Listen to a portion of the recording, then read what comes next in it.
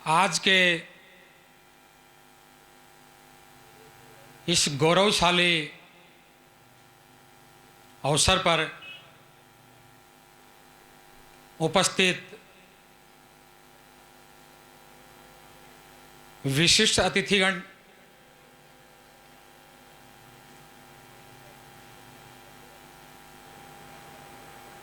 Nobel परिवार के सदस्यगण,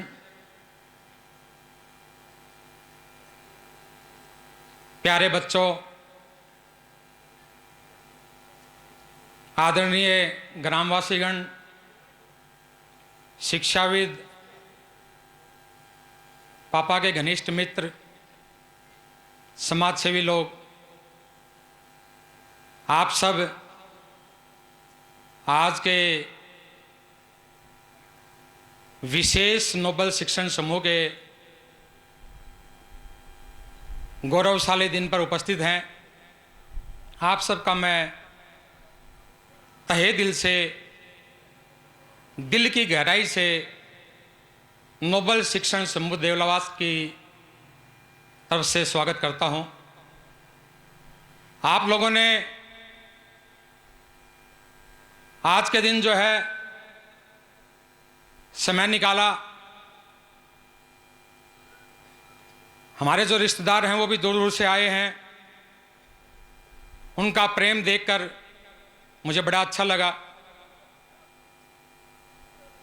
आज का विशेष दिन बताने की आवश्यकता तो नहीं है। सब बच्चों को, सभी लोगों को पता है कि आज जो है मेरे परम पूजनीय पापा जी व नोबल शिक्षण समूह के संस्थापक स्वर्गीय श्री शेर सिंह नेहरा जी की प्रथम पुण्यतिथि है। प्रथम पुण्यतिथि के ऊपर हमने आज के समारोह के दो भाग किए। पहला भाग स्वर्गीय श्री शेर सिंह नेहरा जी की प्रतिमा का अनावरण, समय 10 से 12। दूसरा भाग प्रतिभा सम्मान समारोह, 12 से 4।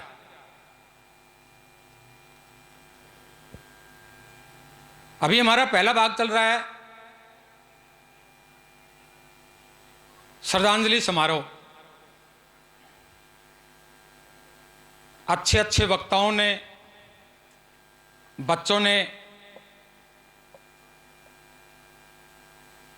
पापा जी के बारे में बोला। भावुक जो गीत भी सुनने को मिले। कई बार भावनाएं जो हैं आउट ऑफ कंट्रोल भी हुई। मैं ज़्यादा नहीं बोलूँगा, समय की कमी है। मैं सिर्फ जो है मेरे आदरणीय पापा जी स्वर्गीय श्री एस.एस. नेहरा जी के बारे में सिर्फ दो पक्ष रखूँगा मैं आपको। मैंने अपने पापा जी के साथ जो है 40 वर्ष का समय साथ साथ बिताया। लगभग 6-7 साल मैं उनसे दूर रहा। 4 साल तो मैं उदयपुर रहा, मोहनलाल सुखाड़िया विश्वविद्यालय में मैंने एमटेक की, और 4 साल में जो है माइनिंग इंजीनियर के रूप में मैंने काम किया नोएडा। ये 8 साल छोड़कर मैं 40 साल पापा के साथ रहा। पापा जी जो है मेरे दोस्त की तरह थे। डांटते भी थे, बातें भी करते थे। हाउसिंग बोर्ड कॉलोनी नसीबपुर से और सिविल हॉस्टल नारनौल तक खाना पहुंचाना साइकिल पे। और मैं इतना परेशान हो जाता था कि पापा जी आपने तो एडमिट, हिम्मत होती थी हिंदी कहने की, बोले सुबह शाम खाना दे के आना है। कोई रिश्तेदार बीमार हो गए, कोई क्षेत्र के लोग बीमार हो गए, अस्पताल में एडमिट करवा दिया। पापा जी ने फ्री इलाज करवा दिया। डॉक्टर से जान पहचान थी, एडमिट करवा दिया, ऑपरेशन करवा दिया। और मेरे को ड्यूटी देते थे क्योंकि मैं अकेला ही था, बहनें बाहर जाती नहीं थी। मेरे को ड्यूटी देते थे कि सुबह खाना पहुंचाएगा टिफिन में और शाम को। मैं उस खाने पहुंचाने से परेशान हो गया था। लेकिन मैं अब सोचता हूं कि पापा जी की कितनी बड़ी हिम्मत थी कि वो जॉब करते करते, सर्विस करते करते, और वो उन लोगों के लिए पूरा दिन निकालते थे। 3-3 लोग मोटरसाइकिल पे बैठाते थे, डॉक्टर से मिलते थे, उनको एडमिट करवाते थे, उनके लिए कितना कष्ट मोल लेते थे वो। कोई लड़ाई झगड़े हो जाते थे, थाने में जाते थे, कोई उसके पीछे उनका स्वार्थ नहीं था, सिर्फ मानवता। यहां राम प्रताप यादव जी बोल रहे थे नालोट के, मैं सुन रहा था, वो मानवता के ऊपर बोल रहे थे। ये मानवता जो है, ये बड़ी महत्वपूर्ण शब्द है, ये मानवता, इसको हमें समझना पड़ेगा। आज जब आप यहां आए हैं, आप जब यहां पे आए हैं, अगर आप जो है कोई सम्मान नहीं लेके जा रहे, कोई बात नहीं, ये तो फिजिकल चीजें हैं सारी जो मैं दूंगा आपको, मोटरसाइकिल, साइकिल, मोमेंटो, कोई मैं आपको मान लो कोई ट्रैक सूट दूंगा, ये फिजिकल चीजें हैं, ये कोई मायने नहीं रखती। आप यहां से जाएंगे, इनको ले जाके घर पे रख देंगे। लेकिन मैं चाहता हूं कि आज आप जो है मेरे पापा जी की प्रथम पुण्यतिथि पे आए हैं, मैं उनको एक आदर्श व्यक्ति मानता हूं, तो आप आज के दिन कोई विशेष अच्छे विचार यहां से जरूर लेके जाए, ताकि आपको संतुष्टि मिले कि मैं नोबेल शिक्षण समूह के संस्थापक स्वर्गीय श्री शेर सिंह नेहरा जी के श्रद्धांजलि समारोह में गया था और मैं वहां से ये विचार लेके आया, मानवता। राम प्रताप यादव जी नालोट से हैं, एक्स आर्मी मैन है, उन्होंने, मैं सुन रहा था, मानवता के ऊपर बोल रहे थे। पूरा दिन लगा रहे हैं, 15-15 दिन मेरी ड्यूटी लगती थी खाने पे, 15-15 दिन, 10-10 दिन खाना पहुंचाओ। वो मानवता थी। घटना छोटी सी लगती है, लेकिन वो मानवता थी। और आजकल के समय के अंदर अगर वर्तमान परिप्रेक्ष्य के बारे में मैं बात करूं, तो सबसे ज्यादा जो पतन हुआ है, सबसे ज्यादा जो हास्य हो रहा है, वो मानवता का हो रहा है। मेरी बातों को गंभीरता से समझना आप। सबसे ज्यादा जो पतन हो रहा है वो मानवता का हो रहा है। मानवता जो है निचले तल पे जा रही है। सफल तो हो रहे हैं हम सफल हो रहे हैं, डॉक्टर बन रहे हैं, इंजीनियर बन रहे हैं, हम लोग जो है अधिकारी बन रहे हैं, आरएएस बन रहे हैं, आरपीएस बन रहे हैं, आईएएस बन रहे हैं। लेकिन क्या हम मानव हैं? क्या हमारे अंदर मानवता है? नहीं है। इसके पीछे कारण हम हैं। हम तैयार कर रहे हैं, जो पीढ़ी तैयार कर रहे हैं, इसमें मैं भी शामिल हूं। मैं भी एक शिक्षक हूं, मैं भी एक संस्था चलाता हूं। अभी हमारा टारगेट पता है क्या चल रहा है? हमारा टारगेट क्या है? अंकवान बनो, अंकवान, सफलवान, धनवान, 3 टारगेट है। अंकवान बनो, नंबर लाओ, सफलवान बनो, धनवान बनो। कहां है इसमें मानवता? पहले क्या होता था?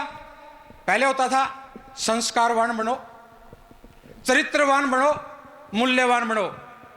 मूल्यवान का मतलब चाहे वो छोटा ही जो है क्लर्क लग रहा हो, लेकिन वो समाज के लिए, परिवार के लिए मूल्यवान होता था। अब नहीं है।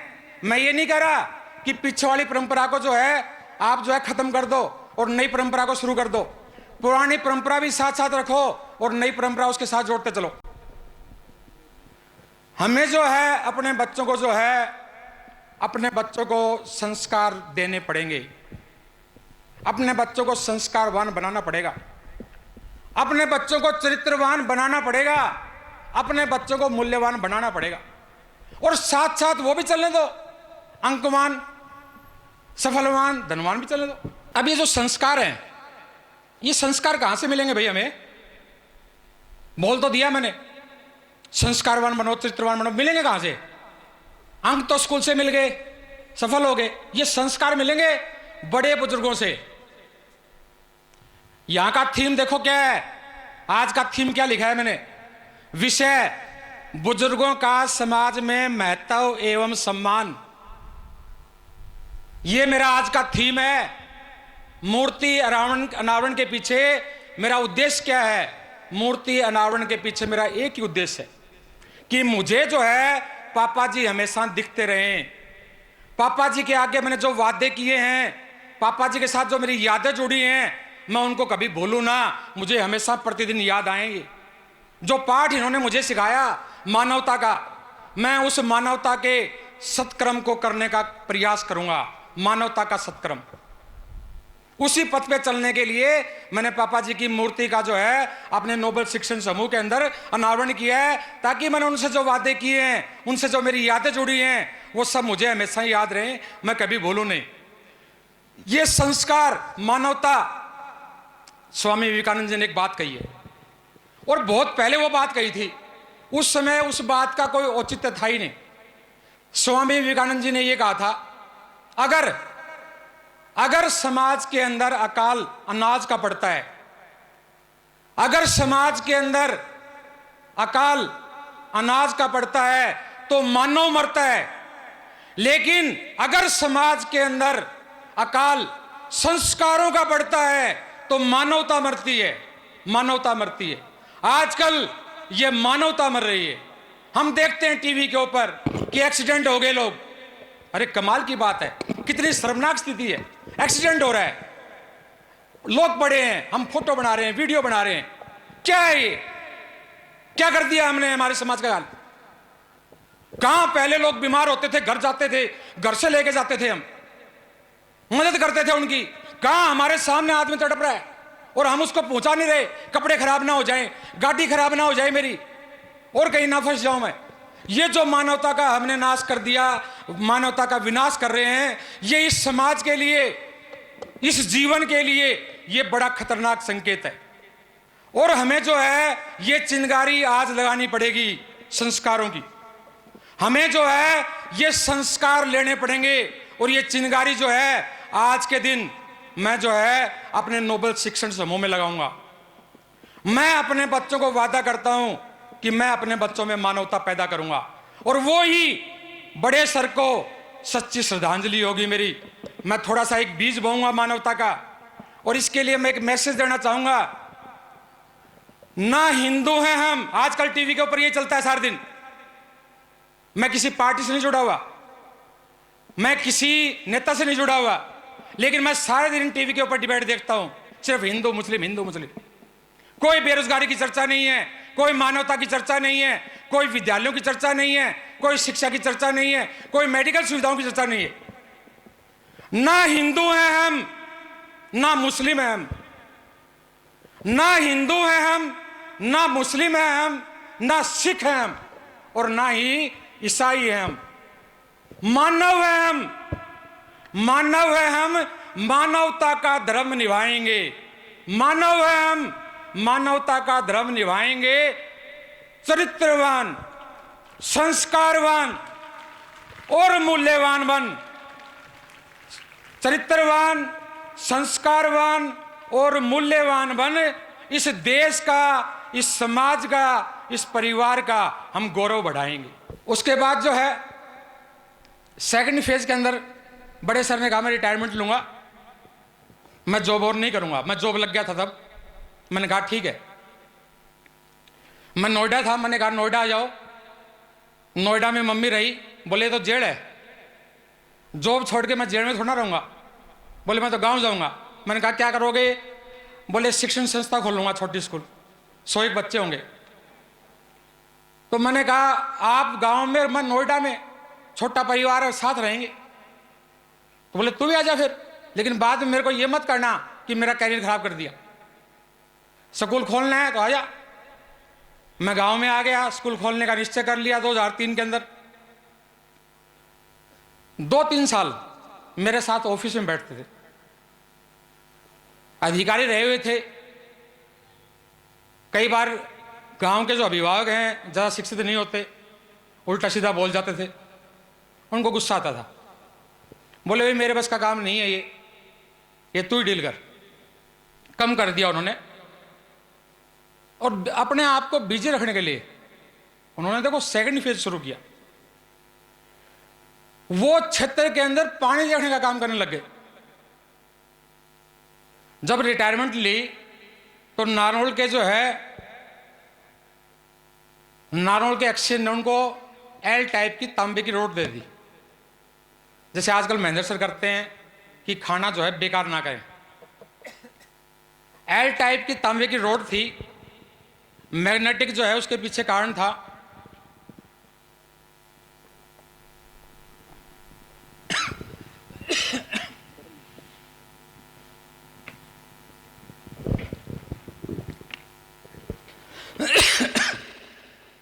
मैग्नेटिक इंडक्शन के कारण जो है, वेव्स के कारण वो जो है तांबे की रोड फैल जाती थी जहां पानी होता था, लेकिन उससे गहराई का आइडिया नहीं होता था। ये पता चलता था कि इस जमीन में यहां पे पानी है, मैग्नेटिक इंडक्शन से वो एल टाइप की रोड ऐसे लेके चलते थे और वो फैल जाती थी। पानी देखने का कार्य 20 साल किया, निस्वार्थ। कोई भी आदमी आता कि सर हमारे खेत में नरा साहब पानी देखना, मोटरसाइकिल पे चले गए, अपनी मोटरसाइकिल ले गए, अपना डीजल, गर्मी में जा रहे हैं, धूप में, सर्दी में जा रहे हैं। देखो 20 साल। मैं हैरान हूं, क्या कोई आदमी ऐसा कर सकता है निस्वार्थ? मैंने पूछा पापा जी कितने ट्यूबवेल करवा दिए? बोले 450। मतलब 20 साल का वो पक्ष देखा मैंने, मानवता वाला। 20 साल का निस्वार्थ सेवा वाला पक्ष देखा मैं। उनके ये पक्ष थे। ये लाइनें जो है मैं पापा के लिए बोल रहा हूं और हमेशा जो है मेरे दिमाग में घूमती रहती हैं। पापा, पापा आपकी याद बहुत आती है। पापा आपकी याद बहुत आती है। आपके जाने के बाद, आपके जाने के बाद सब वीरान सा लगता है। आपके जाने के बाद सब वीरान सा लगता है। ऐसा भी होगा कभी, ये यकीन ना था। ऐसा भी होगा कभी, ये यकीन ना था। पापा आप थे तो दर्द का एहसास तक ना था। पापा आप थे तो दर्द का एहसास तक ना था। और अब तो अपने कदमों की आहट से भी डर लगता है। और अब तो अपने कदमों की आहट से भी डर लगता है। पापा आप थे तो ये दुनिया थी। पापा आप थे तो ये दुनिया थी। अब सब एक सपना सा लगता है। अब सब एक सपना सा लगता है। जो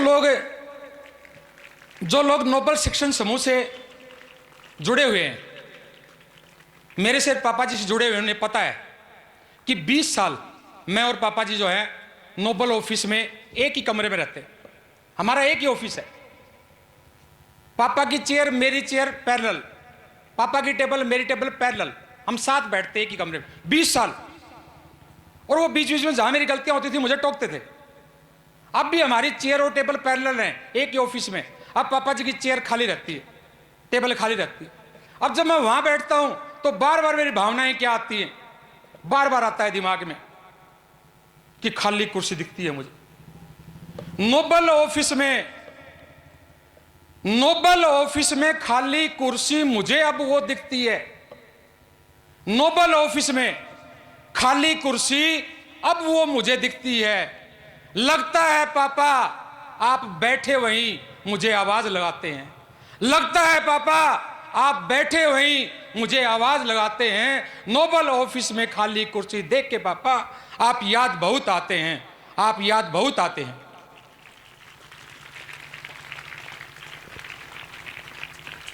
सूना सूना सा ऑफिस है मेरा, सूना सूना सा ऑफिस है मेरा। सब चीजें भी मरी जैसी हैं। सूना सूना सा ऑफिस है मेरा, सब चीजें भी मरी जैसी हैं। लगता है खुशी कहीं खो गई है। लगता है खुशी कहीं खो गई है। वो भी डर गई लगती है। वो भी डर गई लगती है। खाली कुर्सी देख के पापा आप याद बहुत आते हैं। खाली कुर्सी देख के पापा आप याद बहुत आते हैं। ये कुछ भावनाएं थी जो मैंने लाइनों में व्यक्त की हैं।